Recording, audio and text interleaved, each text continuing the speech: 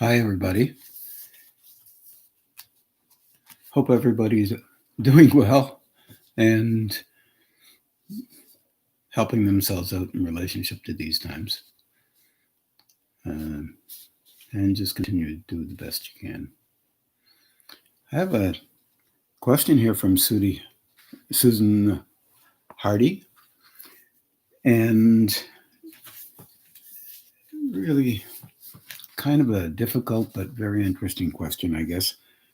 Do we have free will, or does it or not?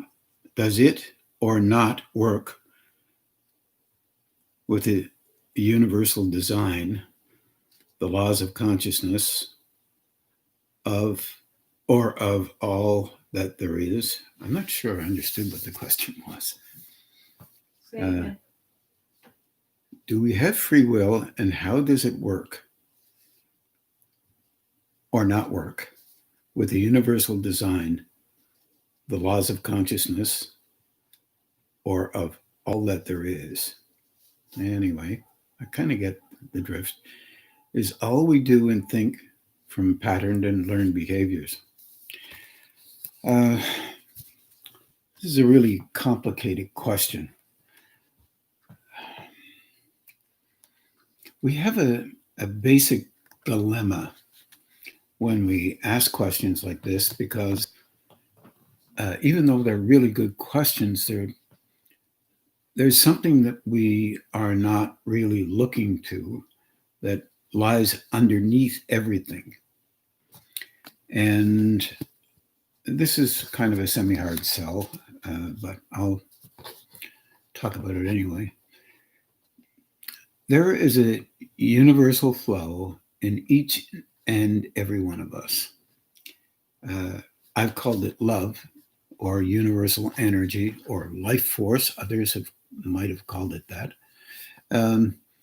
And the point of it all is that it's freely given or freely engaged with the whole of the universe in all life, no matter what it is, including human beings or any other kinds of beings for that matter.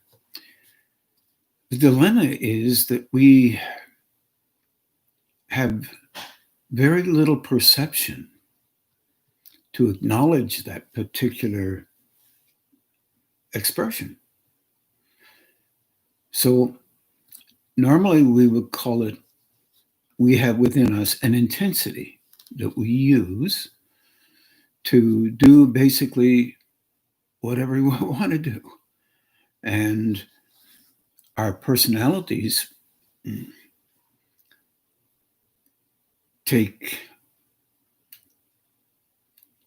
let's say, ownership of it, that intensity, by considering that we are the ones that decide what we should do and how we should do it and when we should do it. And this is kind of normalizing for us all. So when you add the idea that there is a flow of energy that is used by us unknowingly, but nonetheless, and owned by us, kind of semi-knowingly, yet not acknowledging that there's anything else that's there, we run into the idea of what we call a concept of free will, or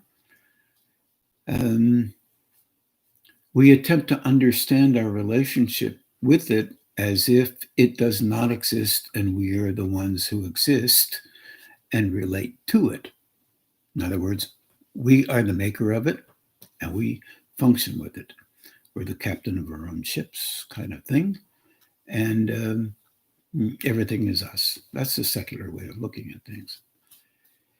And as a matter of fact, until you become even slightly aware that that does exist, we'll continue to play up our particular way of engaging with life as owned by us. Therefore, a lot of things will come to play. In other words, if we do something that we would rather have not have done, then we look at ourselves as if being bad or good, or we have a right to do whatever we want, or we do whatever it takes to be okay within ourselves, about ourselves. Of course, the way I see that is that ourselves are a number of images or experiences that we have had over the years to get to the point where we are classified as an adult and can engage as one, at least the terminology is there. And then we can also assess ourselves and judge ourselves at the same time, or change our minds, or just decide that what we do or what we think is the only way to think. We can do all of these things, or we can think quite a bit differently. But perception ultimately will allow us at some stage in our development to notice that there is a flow of consciousness operating in us, which we have a tendency to use. Now, on an unconscious level, we do this all the time, as I said before. And there's no reason to think that there's anything else unless you have a belief that indicates that that might be. But if you have a perception, then you will have other questions. You'll say, what is that energy flowing in me? And how did it get there? And why is it there? And I can move into it and utilize it for my own purposes. Well, in fact, that is one of the nervousnesses that anyone might have, that anyone deeply gets involved with the utilization of another state or field of consciousness. And they tend to use it the same way as they would use their own personality states here, without beginning to develop broader intellectually, perhaps, certainly broader emotionally. And if you call a personality a physical core, which we utilize all the time because it is a physical definition or determinant, which we tend to engage with and call it so during our lifetime. So, if you can perceive, if you begin to learn how to perceive that flow of energy in you, you can also begin to realize that there is something else going on within us that may help us eventually to understand those universal philosophical questions. Who are we? Why are we? And what are we? Basic philosophy and basic questions about the nature of existence. All right, so because there is such a deep level of loving in that flow, and we cannot access that loving very well, or we can intermittently by acting in a very responsive, loving, compassionate way for others from time to time, even for yourselves. No matter how we act, it still is an act of love for the protection of yourself, or what you believe you might do, should do, could do, or are doing.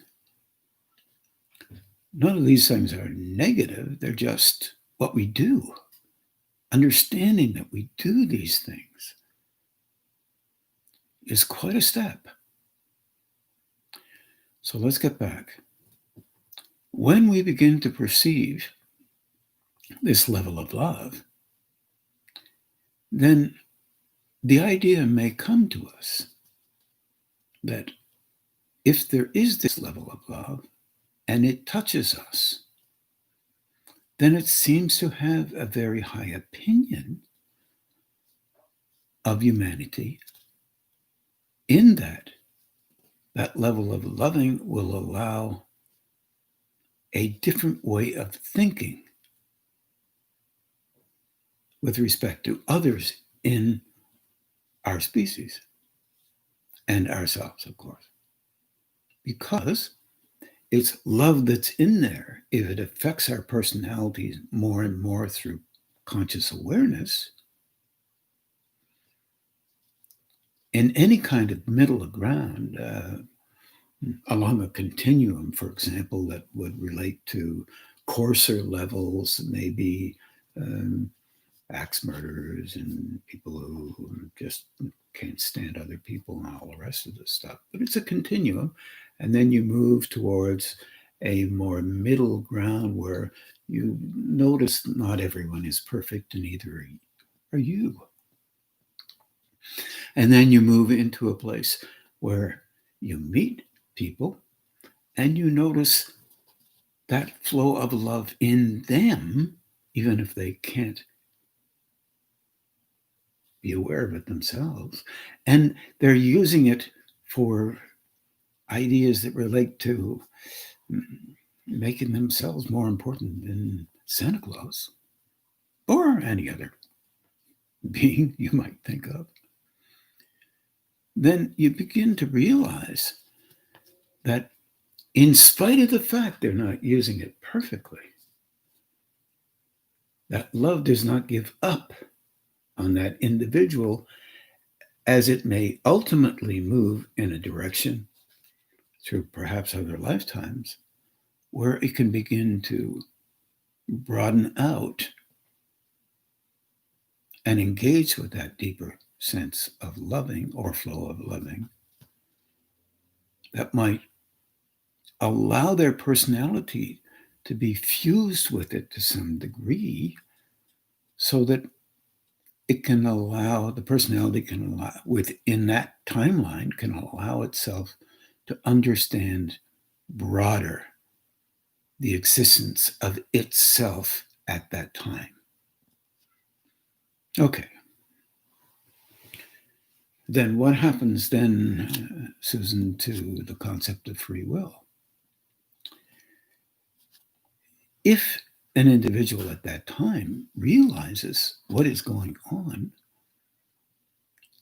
they also, as a personality, would realize that penetration or be aware of, another way to say realize, of that penetration of that fusion or synthesis between the personal, self-idealized personality and that inner flow of loving, and begin to realize that even the most incapable individual has become incapable through the use of that love, because that individual, unknown to it, is moving through towards a conscious perception, ultimately, that higher state will make a difference in the personality as it becomes more consciously aware that it, no matter what it is made with love. Yet it doesn't quite see it that way, but it's learning how to perceive it in others and in the self. It's an act of love to remain the same as you were before. If a person is growing, for example, in our world, we check out their perceptions. We check out their ideas. We look at how they walk, how they engage, how they speak, how their hair's cut, how they look. And then we assess them. We're assessing with that loving, but we're assessing with no conscious awareness of the individual inside, glowing at a deep level.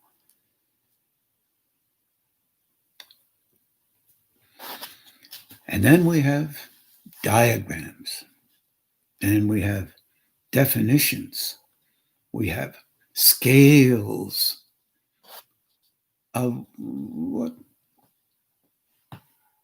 a universal or spiritual being should be, none of which really are created by those who have a knowledge of that place deep within that relates to loving, not judging. Those folks would not think that they were important in relationship to the personal, but only valued because energy can move in through them, and they know that that love has many levels, and it can be helpful to another through transmission, for example, which we've talked about so many times. Humanity is heading in a wondrous direction. A human being in that kind of connection would consider their will to be related to those higher states as wondrously free to do so. Free enough so that they would not interfere personally by assessing another who might be being helped by a higher state as it transmits through them, but they would be consciously aware of that transmission. Eventually, because early goings, you may not be consciously aware of it at all, but it still is occurring. The concept of free will is fascinating because so many philosophers have attempted to understand what it meant. So many religions have tried to make comments about it. So that there are many diverse definitions of what that might mean. But in related to energy and energy's terms, or universal energy or universal love, or infinite compassion, the look would be directed towards the need of another to open a little bit, just a speck more, so that this lifetime could be a very important part of a huge, huge beingness that it is. Consider the possibility that you have had, let's say, hundreds of lives, thousands, some say tens of thousands. Consider the possibility that reincarnation may be true. For some, unless you have experience with it, it's just another idea. And rightly so, it is another idea. If you have experience with it, it is not another idea. It is a reality. A difficult one in our Western culture, except there are hints in biblical orientations about it, for sure. And in the Eastern cultures, definitely many, many hints. But we're talking about a relationship with a life here and free will. But we're also talking about a relationship with a life and what a life is and why it should be this way. And what are we trying to understand? If we're playing a part in a huge tapestry, I see it as a kind of a blanket. I'm from an older generation, so I can look at it like a patchwork quilt for example, and a piece of particular cloth. This is wondrous in our timeline, which is you, and your many other lifetimes, fused together, working through a particular small little piece of cloth this lifetime, engaging with, trying to balance out the many, many ways of engaging with a life. Male, female, various frequencies, various colors, all part of our process.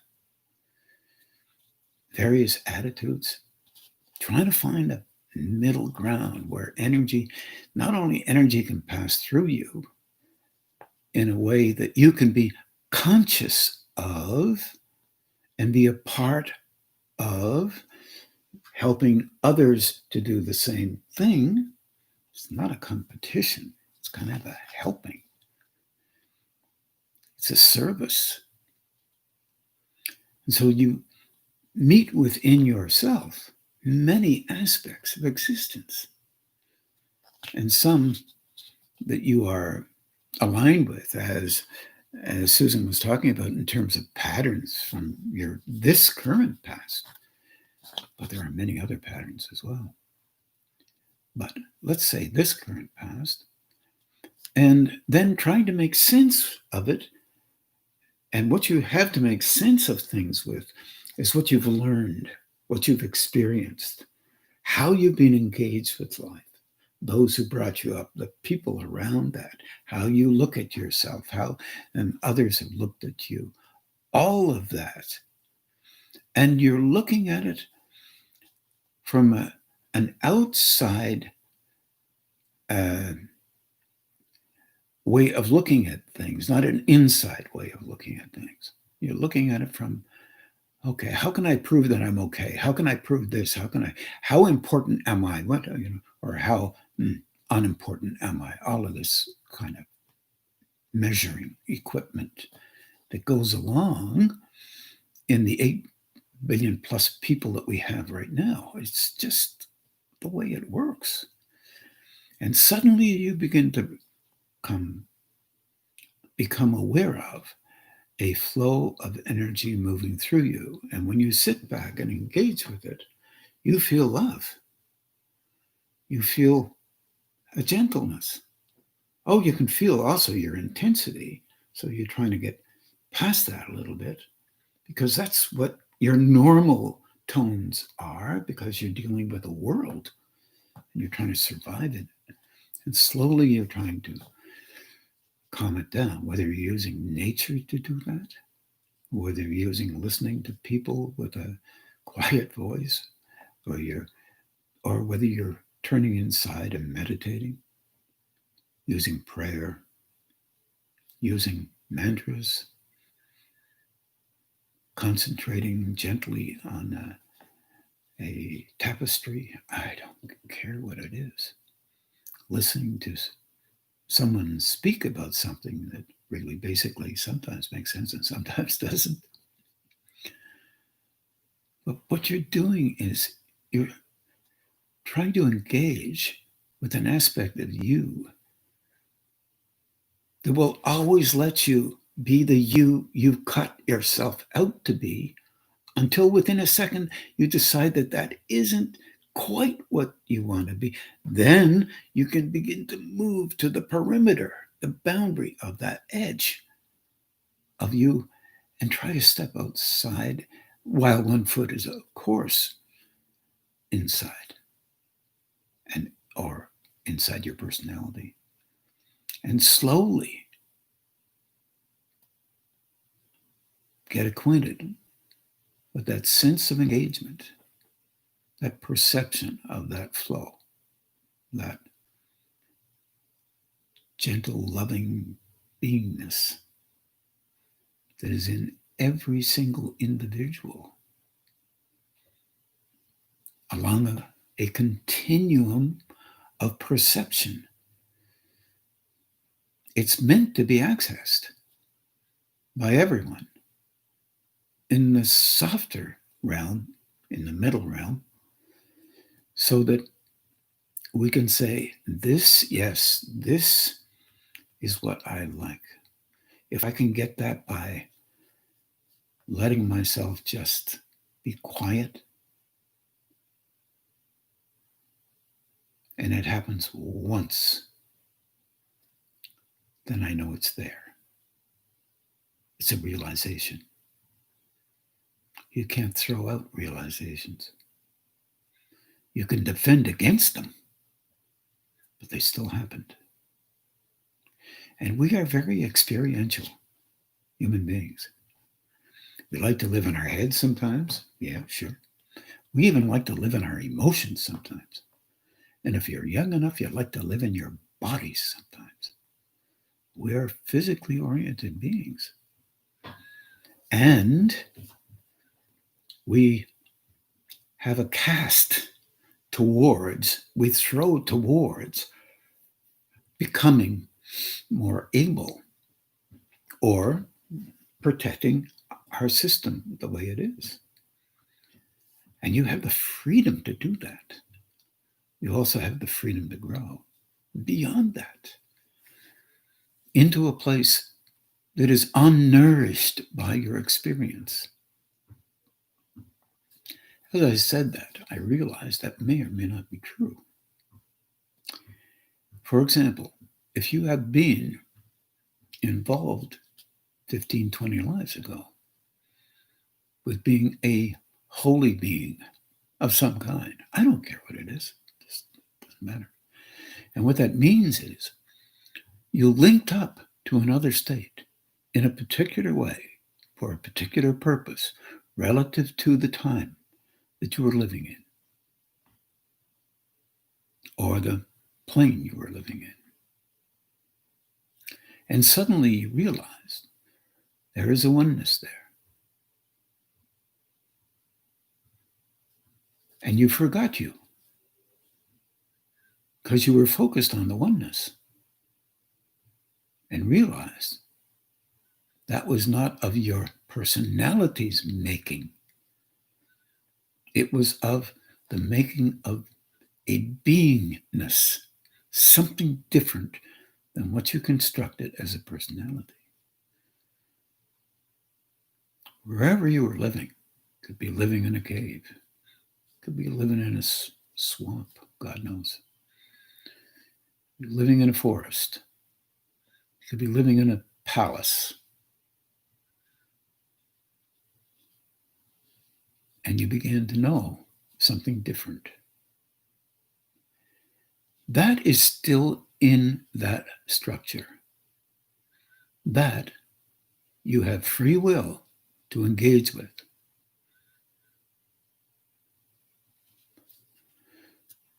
That kind of engagement, though, has to be okay with broadening or softening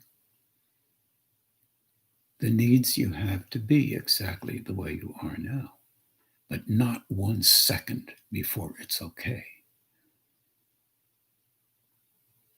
And you can handle it. Free will is a complicated thing. It's not just some trite answer. But there is freedom, truly, in that will that relates to existence, that love that engages deeply and allows each and every individual to function the way they believe they need to, whether it just doesn't make any sense at all, or whether it makes, in their view, perfect sense. There's no perfect way to be. Or somewhere in the middle where the linkage between these states and higher states are there, and there's no negation of others, but a firm realization that every living being, including your enemies, the people you don't like, the ones you do like, have energy glowing inside of them that the conscious orientation that they have is not aware of. And their movement, no matter what happens in their life, is always towards an engagement consciously with that awareness for a purpose that is beyond the personalization's dictates before it even understands what that flow is trying to help them understand. There seems to be an overwhelming sense of loving and overwhelming trust that ultimately, over time, over lifetimes for that matter, that the individual, whoever she or he may be, will connect with that higher state stronger and stronger and stronger when it's relevant for them to be in a particular position for a purpose that moves beyond the personalization of an individual. With conscious awareness of its existence and knowledge, the commencement of knowledge about the reality of such a place of engagement.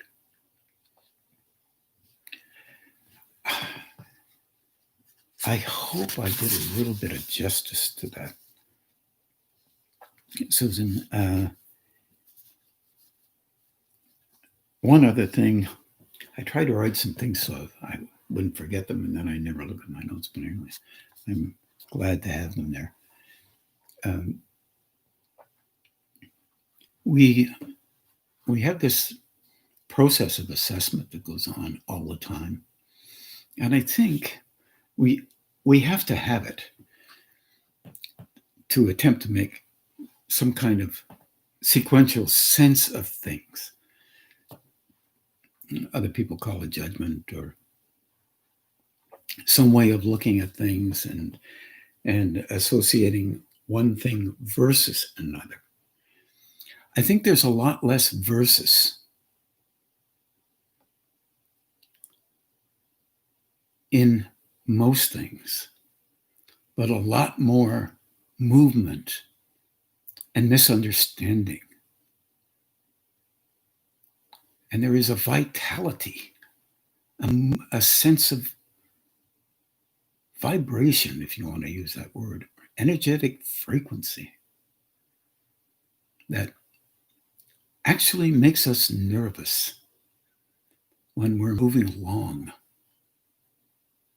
at a rate that may not allow us to take enough time to make sense of things so that we can say, now I got it. I figured it all out. I think that is the dilemma that we're all involved with, no matter where our journey is. So I think this business of personalities slowing ourselves down is all part of that. Grab onto a sense of how things should be or must be, and that's the way they have to be. That's the slow down part.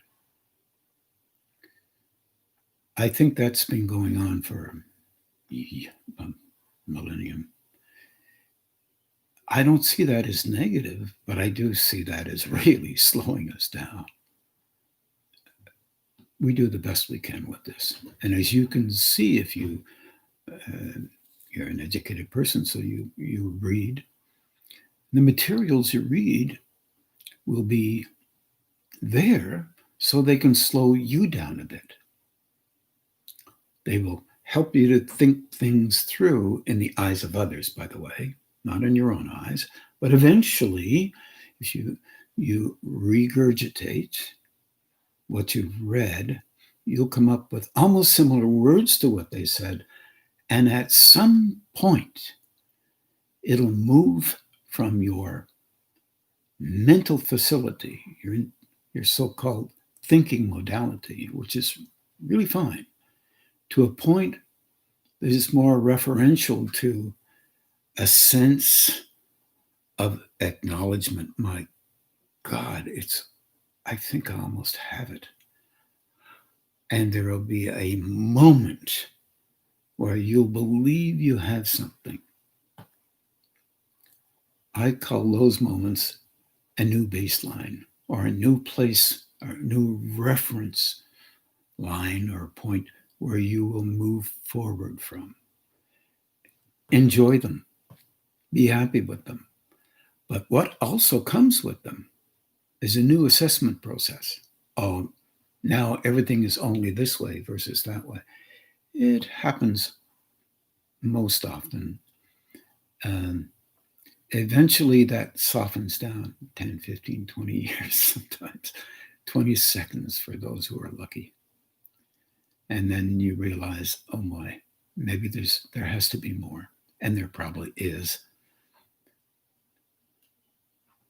So that free will becomes really important.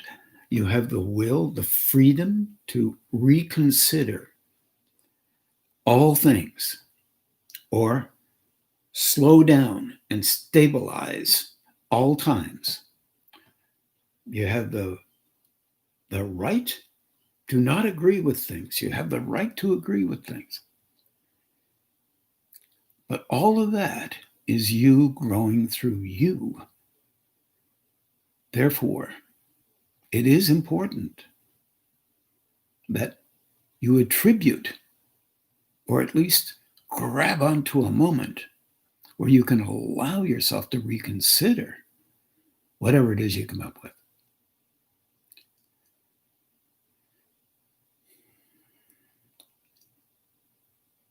Personality is not the goal. A personality form is a structure that we inhabit along the way. Without a personality form on these planes, you wouldn't do very well, because these planes demand a form. Other planes, not so much. Different forms, one could say. But we don't understand the context related to those forms necessarily.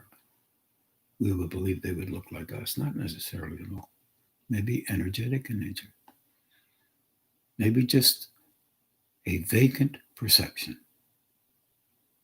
Just seeing, just knowing. There is a will in that, a free will to go on from even there. I hope that helps a little bit. I tried to confuse you the best I could. Okay. Oh, yeah. How are we doing? This one is from Della in Maryland, I believe. I'm sorry, Della.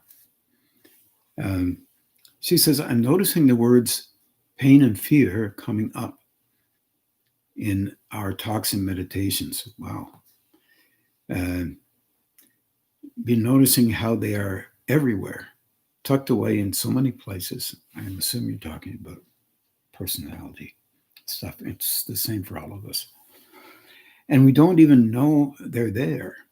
Can you speak about both to help us to be willing to notice them, soften them down, and broaden our awareness?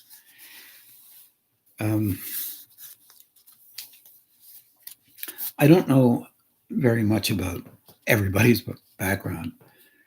Human background usually covers this kind of territory.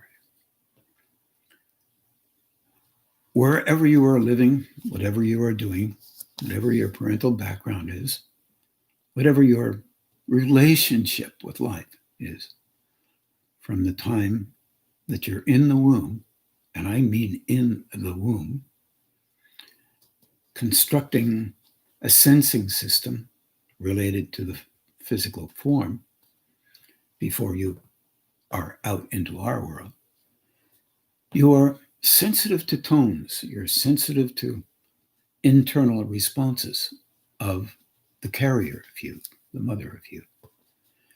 And you are meant to be, because it's your first investigation of an external world through an internal world.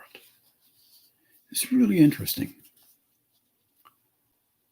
You move into a kind of gentle, semi-gentle, fluid life,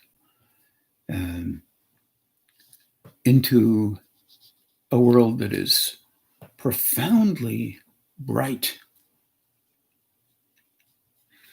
And you suddenly are come face to face with having to learn what to do in this kind of world. That would make you feel uncomfortable. The brightness alone makes you feel uncomfortable. I won't go as far as to say that you would be fearful. However, new situations do make us nervous. I don't care what they are. You'll find that even in your present life, or however old you might be, or young.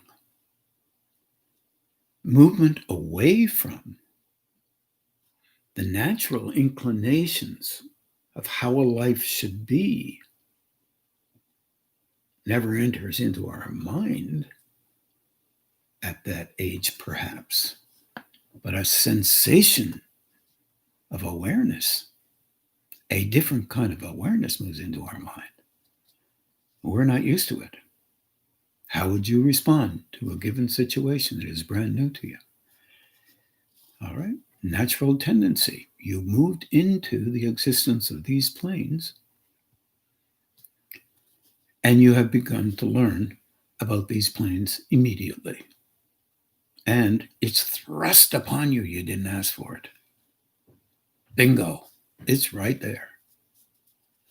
Quickly as possible, you're nurtured, loved, kinda, held, no matter whether it's by a doctor, a nurse, your mom, your dad. You're nurtured. That sensation is there. But remember, you're perceptive to a little degree. And everything past that sensation of floating, being involved in that fluid, is a new adventure.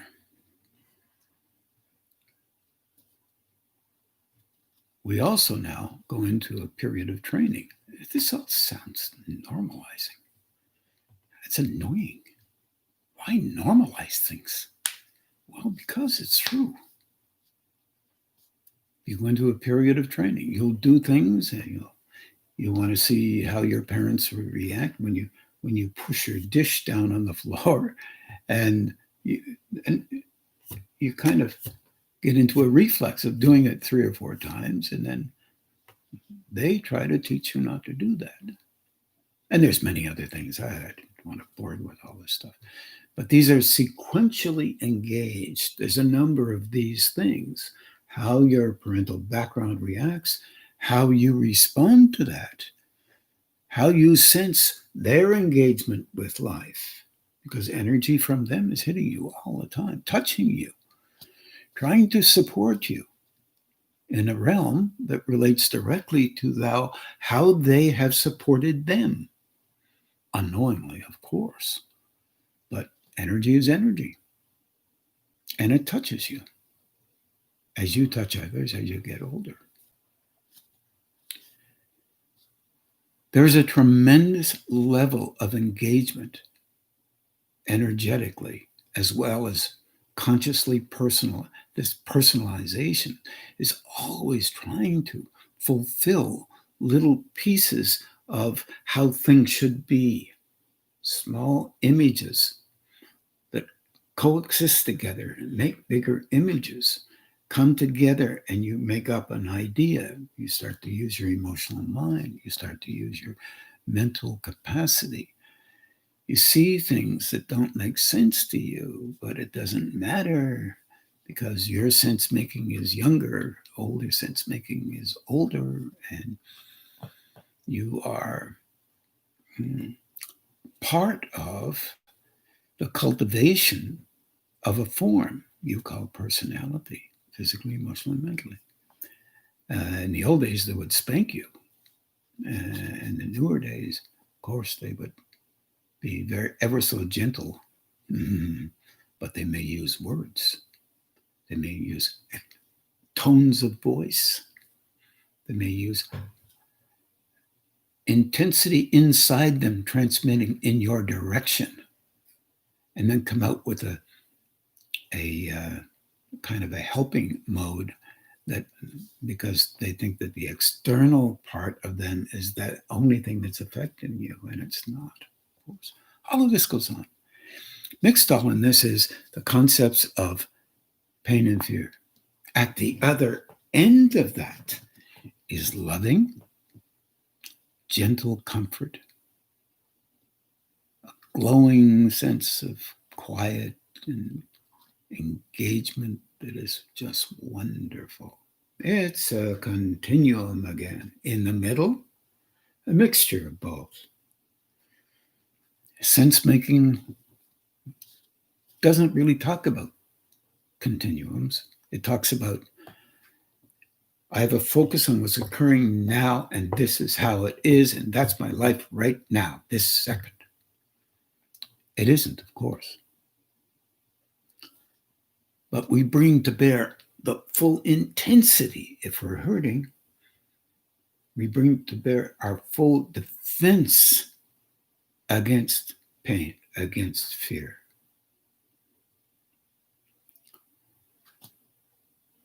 And there's a multiplicity of times when we do that. Some are just let go of really easily because we made a mistake. We didn't understand something. Others, no mistake, this is how it should be. And so you build a stronger sequence, and that makes up a part of your life that needs to be softened down as an adult. And that's very difficult to do because the reflexes are unconsciously constructed there. And they're still there, whether you learn how to do it softer or not. But you're learning how to recognize that that's a part of living, part of life. And also that there are other options. When those responses occur, there are other options that are available, but you're not practiced in those options. You can bring softer options in, or you can bring your mind in, or reconsider something emotionally, or use different words than the ones you're using. Lift them up. That will be like taking a word that's lower to another state, and it changes your emotional disposition because you're focusing differently than you could before. Or, as some might say, you take it into you. I'm in pain. Well, the more you focus on pain, the stronger the pain will get. However, if you focus on pain and soften you down, suddenly the pain will be drifting away. You're not paying attention to the pain where it really should be paid attention to, and that's really where it's really hurting. But if you do that, you'll do two things. Number one, it'll get stronger. And you'll feel that flow come in to help you out to make it stronger. Also, if you do that, there might be 1 second or two, maybe 3, it's like a pause, where you'll notice that you're not as focused on it as you thought you were. You didn't quite have to be there where you are because suddenly It's not as important as it was before. And that's a very ancient concept. In that second or two, when it's not as important, if you don't come to the rescue of continued focus on it and maintain that focus, it will start to soften down. But the hurt will still be there. Because, strangely enough, as a human being, we have a multiplicity of emotions that we can choose from, or we can try to recall or remember, not only the one in that second. I usually think that self-talk seems to be helpful. Energy seems to be helpful. If you can move energy in that direction, trying to respectfully, kindly soften that intensity, you'll notice the pain occurs under these circumstances. In other words, it will be in your mind or your emotional mind. The pain occurs for you under these circumstances. Now you know that information. You don't have to maintain it, although sometimes it maintains itself because of the practice that we have had in life to do those things under those circumstances.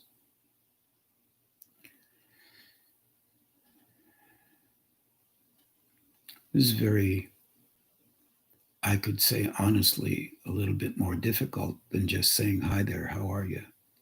Or you can do a self-talk, say, "Easy, easy, easy." Don't have to do it. I know this is painful. You don't have to show me so strongly.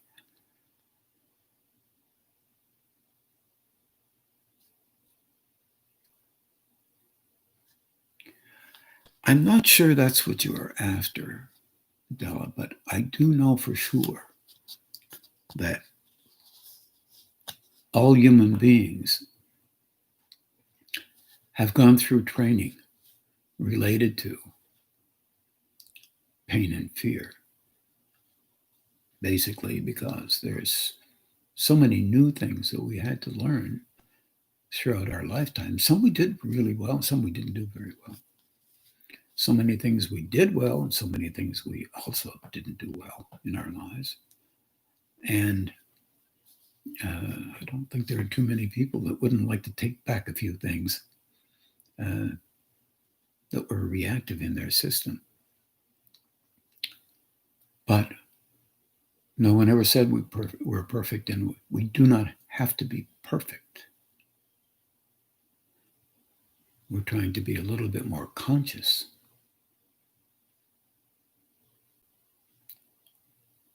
Maybe you could use the word loving or compassion. Maybe you could just say, "My goodness, I do these things under these circumstances." And don't put you down and don't put you up, but recognize them or for doing them. Just acknowledgement, realization, attempt to understand. And if you can understand you a little bit, then you can look around to all your friends and those who aren't so much your friends and realize that they do the same things in different places, perhaps, and in different ways, perhaps. But loving, wow, that flow, once again, allows you to do those things until you become conscious of them and you become okay with you as being a human being. So you don't have to elevate yourself and put down other people's way of living life. It'll be a reflex. We're trained to do these things. But we can learn how to see in others that flow of love that's there, even when they're hurting and they're doing what they do to protect themselves.